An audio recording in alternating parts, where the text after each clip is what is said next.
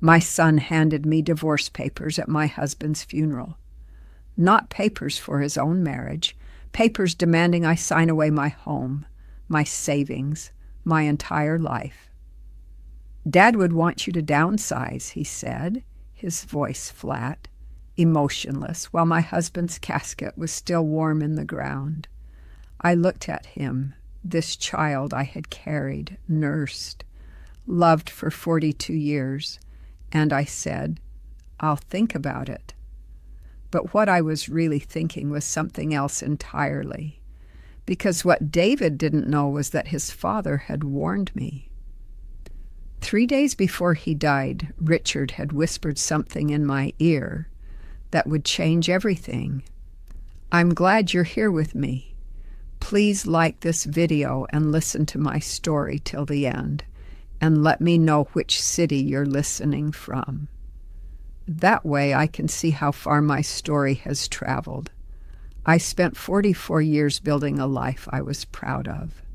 My name is Eleanor, and at 67, I thought I had seen everything life could throw at me. Widowhood, I thought, would be my final great challenge. I was wrong.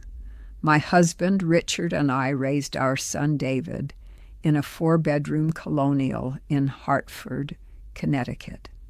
The house sat on a quiet street lined with maple trees that turned gold every October. We'd bought it in 1986 for $127,000, a fortune to us then, and paid it off 17 years later. We weren't wealthy, but we were comfortable. We saved, invested wisely, lived below our means. Richard worked as an engineer at Pratt & Whitney for 36 years. I taught 3rd grade at Naylor Elementary for 28 years before retiring.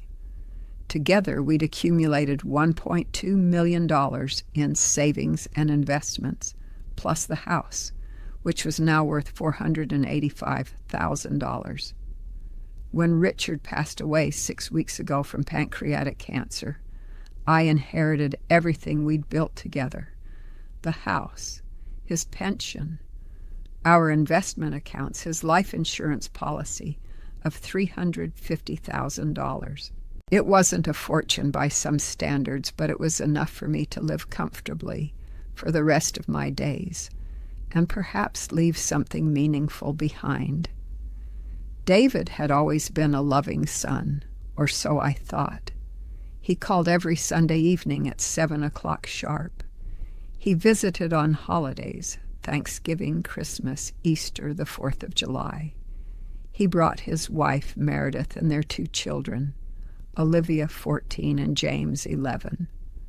We had traditions: Sunday dinners when they could make it, birthday celebrations at my dining room table, Christmas mornings where the kids would tear open presents while Richard and I watched from the couch, holding hands. I helped them when I could, babysitting when Meredith's mother wasn't available, the occasional financial gift when they needed a new roof, or when David's transmission failed on his BMW. $20,000 here, $15,000 there. I never kept track. That's not what mothers do. David worked in pharmaceutical sales, a job that required a lifestyle I sometimes didn't understand. The expensive suits, the country club membership, the vacations to Aruba and Costa Rica. Meredith didn't work. She was a homemaker, though they had a cleaning service and sent the kids to private school. I didn't judge. Times were different now. Young people had different expectations. Richard's illness came fast, diagnosed in March, gone by April. 8 weeks from we need to run more tests to hospice care in our living room. David came home for the last week, sleeping in his old bedroom, helping me change sheets and administer medication. He held his father's hand when Richard took his final breath. Or so I thought. He was there for love. The first crack appeared 3 years before Richard died, though I didn't recognize it then. David called on a Tuesday evening, unusual since he always called Sundays. His voice was strained, apologetic. They needed $45,000. Meredith's brother had an investment opportunity, something about a tech startup, and they needed to move fast. "It's a sure thing, Mom. We'll double our money in 18 months and pay you back with interest." I didn't hesitate. I transferred the money the next morning. 18 months later, I asked casually over Christmas dinner how the investment was going. David's face went blank. Meredith suddenly needed to check on the turkey. "What investment?" David asked. "The tech startup, the one with Meredith's brother. You said you'd double your money." David's eyes shifted. "Oh, that. It didn't pan out. These things happen." I never saw a dime of that $45,000 again. I never asked. That's not what mothers do. But something nagged at me. A year later, at Olivia's birthday party, I mentioned Meredith's brother. "How's he doing after that investment fell through?" Meredith looked at me blankly. "What investment?" "The tech startup, the one David said—" "Mom," David interrupted suddenly at my elbow, his hand tight on my arm. "That was a different thing. You're confused. Let's get you some cake." But I wasn't confused. I was 64 years old with a sharper memory than my son gave me credit for. I saw the look that passed between David and Meredith, quick, conspiratorial, guilty. I started paying attention, really paying attention. The way Meredith's face hardened when I mentioned our will. The way David steered conversations toward our retirement accounts, our property values, our health. The casual suggestions that Richard and I might want to simplify our lives. "This house is too much for you two to maintain," David said one Sunday, looking around my kitchen with an expression I couldn't quite read. "Have you thought about selling? Moving somewhere smaller?" "We like our house," Richard said firmly. "We'll die in this house." David's jaw tightened, just for a moment. Then he smiled. "Of course, Dad, just thinking of you." But I saw it, that flash of something cold behind his eyes, and I wondered for the first time if I really knew my son at all. The funeral was beautiful. That's what people kept telling me, beautiful. As if beauty had anything to do with burying the man I'd loved for 46 years. The service was held at Christ Church Episcopal, where Richard and I had been married in 1978.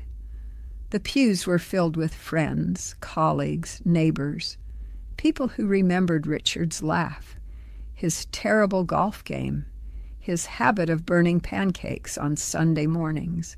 I sat in the front row in my black dress, accepting condolences, playing the part of the grieving widow. I was grieving. Don't misunderstand, but I was also numb. The kind of numb that comes when you've watched someone you love waste away to nothing over 8 weeks, when you've cleaned up vomit and changed adult diapers and administered morphine at 3 a.m. The grief would come later, I knew. For now, there was just this strange, floating emptiness. The reception was held at our house, the house David thought was too much for us. I'd hired caterers because I couldn't imagine cooking. People milled around my living room, eating finger sandwiches, speaking in hushed tones. I stood by the fireplace, accepting hugs from people whose names I couldn't remember. That's when David approached me. He was holding a manila envelope. His face was strange, eager almost, like a dog waiting for a treat. Meredith stood behind him, her lips pressed into a thin line. "Mom," David said, "we need to talk. Privately." I let him lead me to Richard's study. The room still smelled like him, old spice and pipe tobacco. His reading glasses sat on the desk, right where he'd left them. I couldn't look at them. David closed the door. Meredith stationed herself by the window, arms crossed. "What is it, sweetheart?" I asked. David held out the envelope. "Dad would want you to downsize, Mom. This house is too big for one person. The maintenance alone must be exhausting. We've been talking, and we think the best thing would be for you to sell the house, liquidate some assets, and move into something smaller. We found a nice assisted living facility in New Britain. It's very comfortable, very safe." I stared at him. "Assisted living? David, I'm 67. I walk 3 miles every morning. I play tennis twice a week. I don't need assisted living." "You need to think about the future, Mom. You're not getting any younger, and frankly—" He glanced at Meredith. "We're worried about you, living alone at your age. What if you fall? What if you forget to turn off the stove?" "I haven't forgotten anything in my life." "That you know of," Meredith said. It was the first time she'd spoken. Her voice was cold. I turned to look at her, really look at her. This woman I'd welcomed into my family, bought Christmas presents for, loaned money to. She looked back at me without a shred of warmth.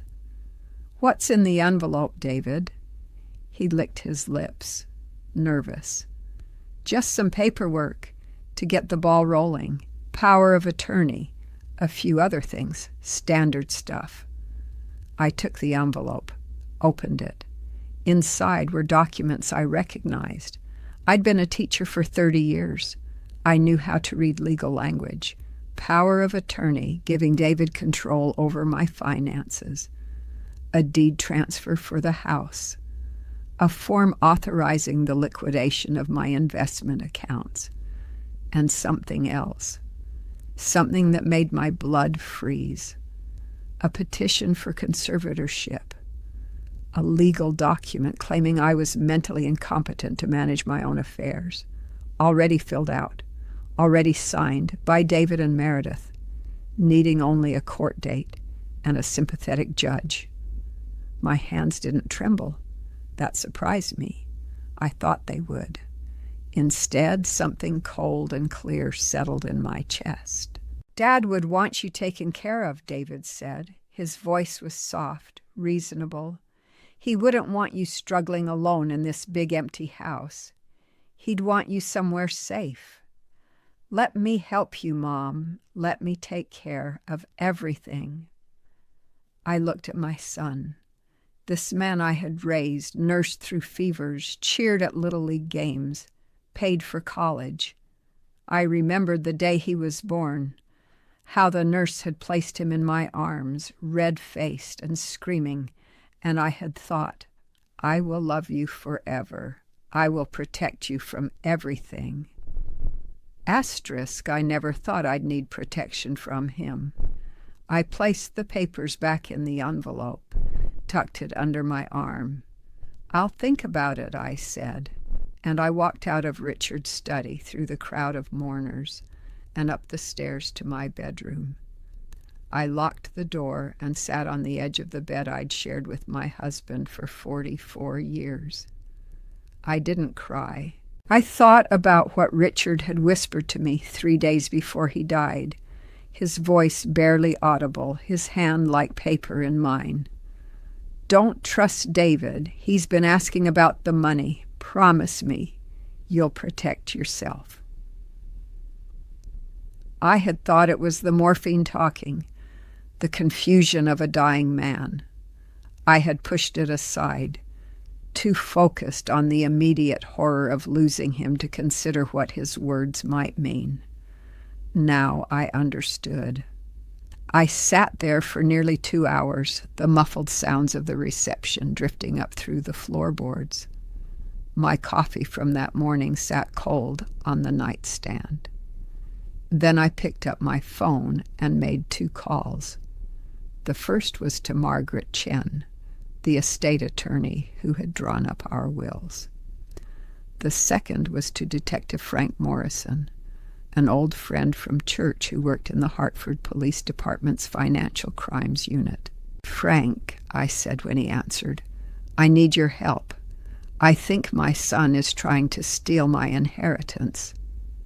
Margaret Chen's office was on the 7th floor of a glass building downtown. I'd been there twice before, once when Richard and I drafted our wills, once when we updated them after David got married. Both times Richard had been beside me. Now I sat alone across from Margaret's mahogany desk, the envelope David had given me lying between us like a dead animal. Margaret was 60, with silver-streaked hair and reading glasses that made her look perpetually skeptical. She read through the documents in silence. When she finished, she set them down carefully. "Eleanor," she said, "do you understand what these papers mean?" "I taught legal literacy to 8th graders for 15 years. Yes, I understand." "Then you know that if you sign these, your son would have complete control over your finances, your property, and your medical decisions. You would essentially cease to exist as a legal person." "Yes." Margaret removed her glasses and rubbed her eyes. "The conservatorship petition is particularly concerning. They've already had you evaluated. Did you know that?" "What?" She pointed to a page I'd missed. "There's a psychiatric assessment attached, dated 3 weeks ago. Dr. Robert Thornton, Hartford Psychological Associates. According to this, you display early signs of dementia and are at risk for self-neglect." I've never met a Dr. Thornton in my life. That's what I was afraid of. I sat back. The cold clarity I'd felt since the funeral settled deeper into my bones. "They forged a psychological evaluation?" "It appears so, which means this isn't just about inheritance. This is fraud, potentially elder abuse. If they'd gotten a judge to sign off on this conservatorship, they could have taken everything: your house, your accounts, your autonomy. You'd be stuck in whatever facility they chose, with no legal recourse." "Can you stop them?" Margaret smiled. It wasn't a pleasant smile. "Eleanor, I've been practicing estate law for 35 years. I've seen every scheme, every manipulation, every attempt by greedy relatives to steal from their parents. Your son and his wife, they're amateurs, and they made a fatal mistake." "What's that?" "They underestimated you. They assumed you were a confused old woman who would sign whatever they put in front of her. Instead, you're sitting in my office with evidence of their crimes. We're going to make them very, very sorry." Over the next 3 hours, Margaret and I built our case. She called in her paralegal, a sharp young woman named Diana, who began making copies and filing documents. She called a colleague who specialized in fraud prosecution. She called Frank Morrison, who arrived with a notepad and a grim expression. I gave them everything: the envelope from the funeral, bank statements showing the $45,000 David had taken years ago, records of every other loan I'd made, $20,000 for the roof, $15,000 for the car, $8,000 for Olivia's braces that turned out to have been covered by insurance, texts from David asking about our investment accounts, emails from Meredith about the house's market value. "How much in total would you estimate you've given them over the years?" Frank asked. I did the math in my head. My teacher's instincts for numbers hadn't faded. $127,000, not counting the money Richard and I spent on their wedding, David's college tuition, or gifts over the years. If you count everything, it's closer to $300,000. Frank whistled low, and they still wanted more. They want it all. I looked at the papers spread across Margaret's desk. My house is worth $485,000. My investment accounts total $1.2 million. Richard's life insurance was $350,000. His pension provides me $4,200 a month. If they got conservatorship, they could sell the house, drain the accounts, and put me in the cheapest facility they could find. I'd have nothing. I'd be nothing. But what they didn't know was that Richard had warned me. 3 days before he died, in a moment of clarity between morphine doses, he'd grabbed my hand and whispered those words, "Don't trust David," and I'd done something about it. "Margaret," I said, "I need to tell you about the trust." Her eyebrows rose. "What trust?" 2 months ago, when Richard was first diagnosed, he insisted we meet with another attorney, someone David didn't know about. We created a new trust, the Richard and Eleanor Morrison Family Trust. We transferred the house, the investment accounts, everything. The trust is irrevocable. I'm the sole trustee. Margaret stared at me. Then she laughed, a genuine, delighted sound. "You beautiful, brilliant woman. That means the conservatorship petition is worthless. Even if they somehow got a judge to declare you incompetent, they couldn't touch the trust assets without a separate legal battle, one they'd almost certainly lose." Richard's idea. He said he had a bad feeling. He wanted to protect me. Frank was grinning now, too. "Mrs. Morrison, your husband was a smart man. But I have to ask, why didn't you tell David about the trust?" I thought about that question, about my son's face in Richard's study, eager and hungry, about Meredith's cold eyes, because I wanted to see what they would do when they thought I was vulnerable, and now I know.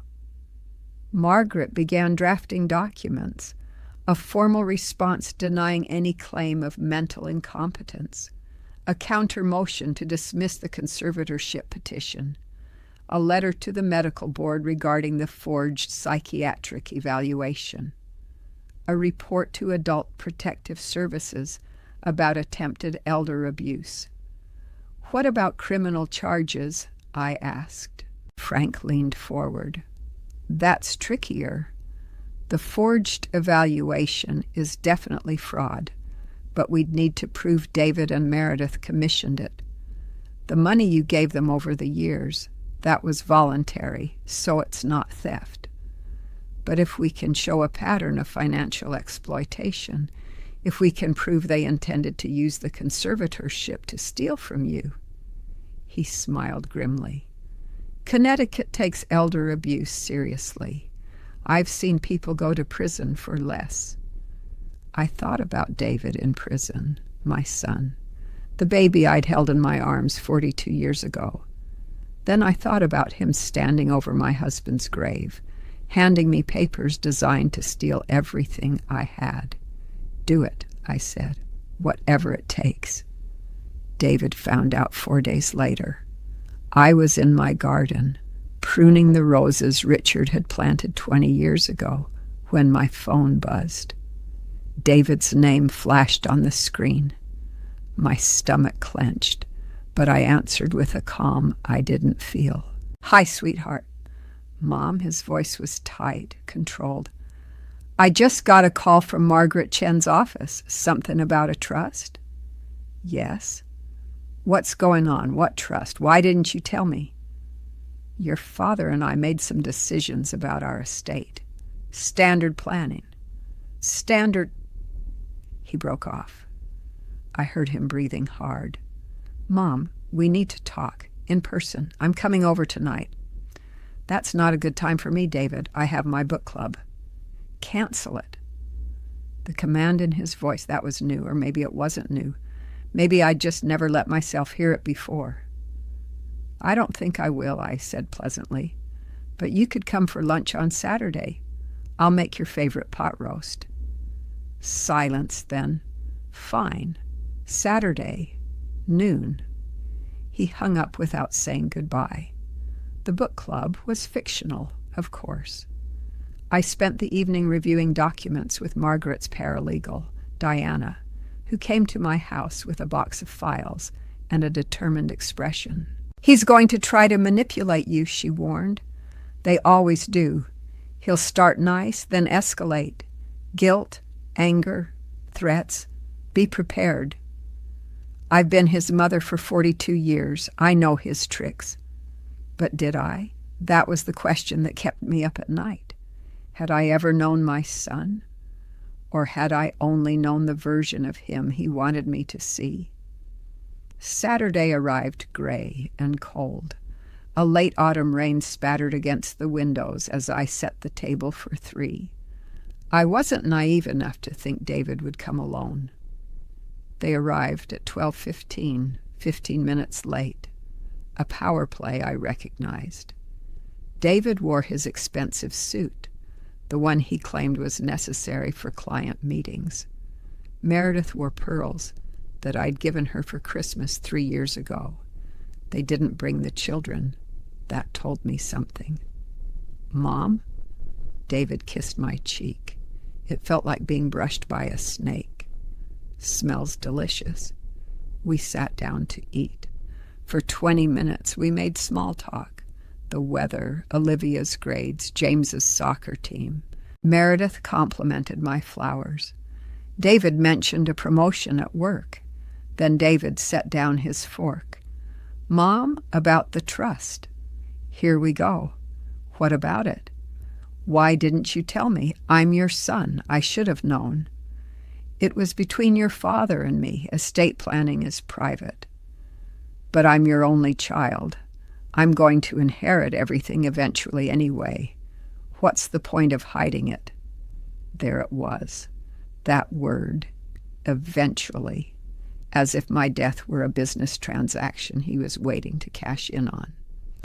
The point, I said carefully, is that your father and I wanted to ensure our assets were protected. The trust does that. Meredith leaned forward. Protected from what? I met her eyes. From anyone who might try to take advantage of me. The temperature in the room dropped 10 degrees. David's jaw tightened. Mom, this is ridiculous. We're family. We would never. Then why did you hand me conservatorship papers at your father's funeral? Silence. David's face went through several expressions. Surprise, calculation, settling on wounded innocence. That was for your protection. We were worried about you, alone in this big house, dealing with grief. You tried to have me declared mentally incompetent based on a forged psychiatric evaluation from a doctor I've never met. More silence. Longer this time. Meredith's face had gone pale. David's had gone red. That's ridiculous, David sputtered. Who told you that? It's a misunderstanding. Dr. Thornton is a respected... I've never met Dr. Thornton. I've never been to Hartford Psychological Associates, and when Margaret Chen's investigator contacted Dr. Thornton's office, they had no record of me as a patient. I folded my napkin and set it beside my plate. Would you like to try again? David looked at Meredith. Meredith looked at David. Some silent communication passed between them. Then David's face changed. The mask of the loving son slipped, and underneath was something I'd never seen before, something cold and calculating and deeply, deeply angry. Fine, he said. You want to do this? Let's do this. That house is worth $500,000. your investments are